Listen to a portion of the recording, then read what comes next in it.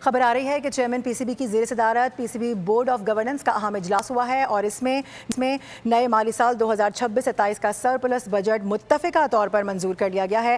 اجلاس میں P S L 12 کے بجٹ کی بھی منظوری دے دی گئی ہے۔ پی ایس ایل کو انتظامی اور مالیاتی طور پر خود مختار بنانے کی منظوری دی گئی ہے۔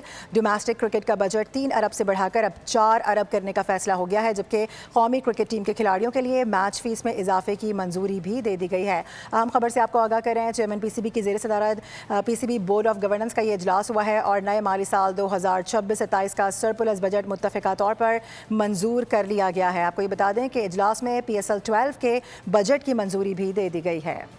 خبر آ رہی ہے کہ چیئرمین پی سی بی کی زیر صدارت P C B board of governance کا اہم اجلاس ہوا ہے اور اس میں نئے مالی سال 2026-27 کا سرپلس بجٹ متفقہ طور پر منظور کر لیا گیا ہے۔ اجلاس میں پی ایس ایل 12 کے بجٹ کی بھی منظوری دے دی گئی ہے۔ پی ایس ایل کو انتظامی اور مالیاتی طور پر خود مختار بنانے کی منظوری دی گئی ہے۔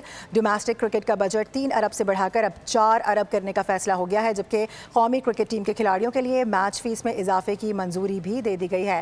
اہم خبر سے آپ کو آگاہ کر رہے ہیں، چیئرمین پی سی بی کی زیر صدارت P C B board of governance کا یہ اجلاس ہوا ہے اور نئے مالی سال 2026-27 کا سرپلس بجٹ متفقہ طور پر منظور کر لیا گیا ہے۔ آپ کو یہ بتا دیں کہ اجلاس میں پی ایس ایل 12 کے بجٹ کی منظوری بھی دے دی گئی ہے۔